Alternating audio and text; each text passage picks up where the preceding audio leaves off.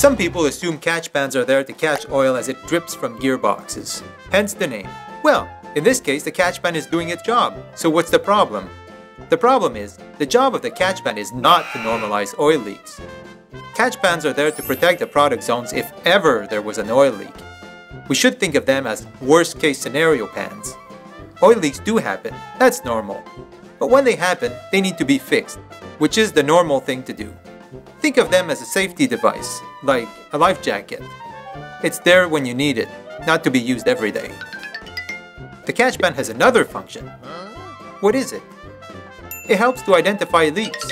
Of course, we could rely on people doing acrobatics under equipment to inspect each gearbox. It's much easier to look in the catch pan. If it's clean and dry, there's no leak. If there's oil in the pan, you need to have a closer look at the gearbox or call maintenance. The other thing that happens when there are oily gearboxes and oily catch pans all over the plant is sooner or later, someone will find a catch pan that isn't doing its job. Catch pans don't hold oil forever. Eventually, oil will end up under the catch pan and fall onto the food beneath. Now let's play a little game. I'll show you 8 gearboxes and you'll have to make 2 groups. What's the best factor to separate them? You can pause the video now if you need a bit more time and press play when you are ready to move on. There are many possible answers. Some have catch pans, others don't. Some are above open products, others are not. I'll tell you my favorite answer.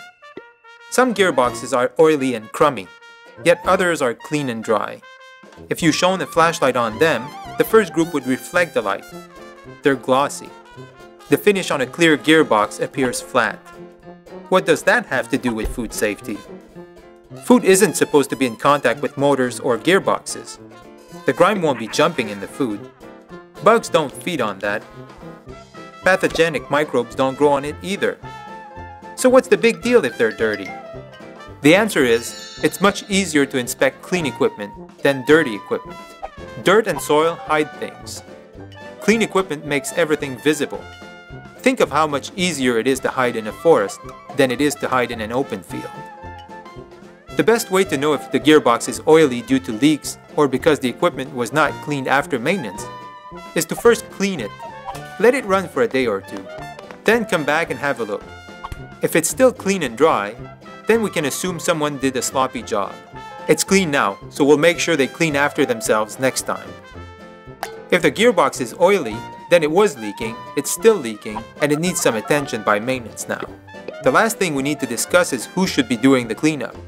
How does that fit in the periodic cleaning program? Well, quite frankly, it doesn't. Sanitation's job is to remove normal food accumulations. Their cleaning routines are meant to remove potato debris, blueberry juice, flour, or whatever you're cooking. They can rinse off potato debris or blueberry juice with water. They can vacuum flour. But they can't rinse or vacuum gear oil. For gear oil, you need hot water, a chemical, and elbow grease. And not just any kind of chemical. You need a degreaser. Foaming a line is not the right way to clean gear oil. Not the right chemical. Not meant for that. So who should be responsible for keeping gearboxes and catch pans clean? Should we have mechanics clean up after themselves?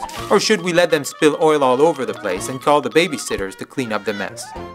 We know that whenever someone is responsible for cleaning up after themselves, they work clean in the first place. Sounds reasonable, doesn't it? I might not be very popular with some maintenance departments, especially those that have had their bad behavior indulged for years. Let's lighten their load a little bit.